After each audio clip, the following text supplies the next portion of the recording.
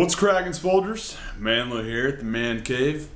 Yesterday I talked to you about the benefits of doing the squat versus the leg press, and if you didn't see that video, let me sum it up for you. Squats are for men, leg presses are for vaginas. Alright, now that's out of the way.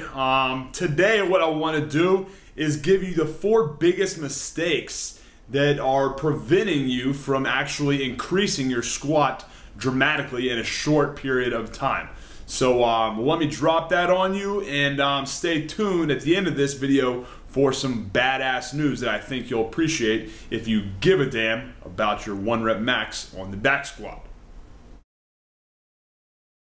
Alright, the number 1 mistake I see everyone making with their back squat is that whenever they're going for that 1 rep max, they're not adequately prepared for it.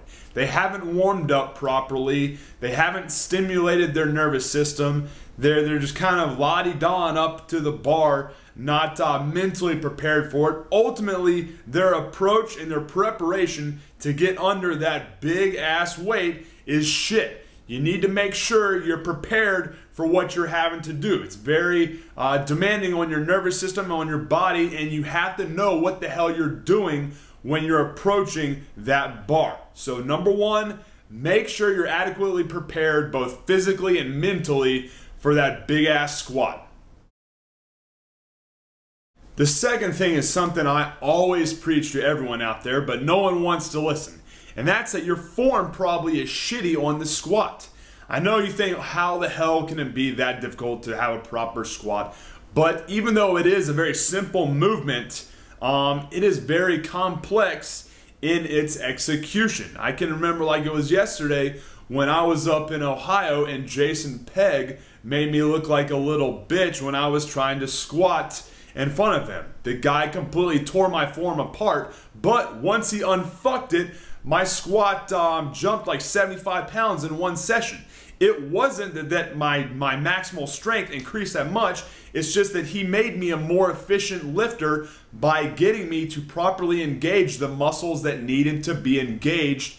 And ultimately, like I said, making me more efficient increased my 1 rep max. So the second thing you need to focus on is unfucking your form. If your form sucks, you're not going to be able to squat as much as your true strength will allow you to if you do have that spot on form.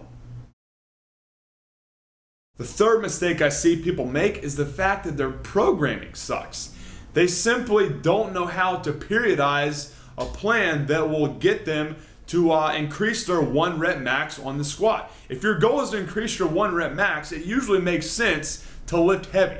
On the flip side, there are people that never 1 rep max, or that never try for their 1 rep max. So how the hell are you going to have the goal of shooting for a 1 rep max, but you don't have the sack or the smarts to attempt one?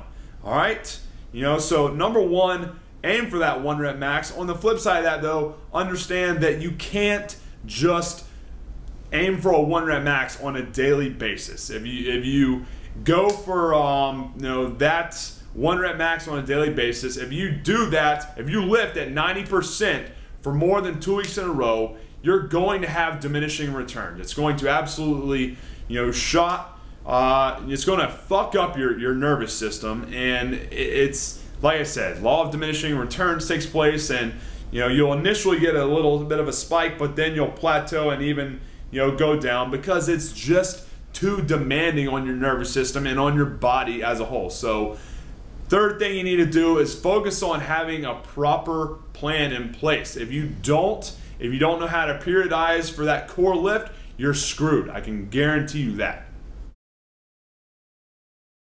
The fourth mistake I see people making is that they're not doing the proper assistance exercises. If you don't have the proper supplemental accessory exercises, and if you're not addressing your weak points after your form is on point, your periodization is on point, and you're adequately prepared, getting underneath the bar, then it always falls back on your assistance work. This is the thing, guys. You absolutely have to patch up the leaks in your roof. You have to work on your weak points in order to bring up your strength. If you don't, you will never achieve that 1 rep max that you truly want.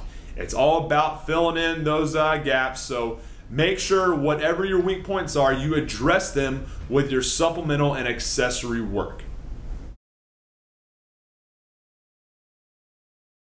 Listen guys, while I got your attention, for those of you out there that actually give a damn about your 1 rep max on the squat, as well as all the unbelievable benefits that increasing it will give you across the board, then do yourself a favor. Click the link below and check out the 4-day sale I'm running on my new squat product called Squat Domination. It's a done-for-you program that's going to address all the issues that I talked about before. It's at an unbelievably low price right now. It's jam-packed with value. I've got a bunch of added bonuses in there for you. Guys, I've only got 500 copies of this that I'm going to be releasing for the next 4 days, so do yourself a favor. Don't wait till the last second. Click the link below, check out what I've got for you, and allow yourself to increase that 1 rep max and up your man quotient to become that ass kicker that you want to be. Have a good night, soldiers. MANdler out.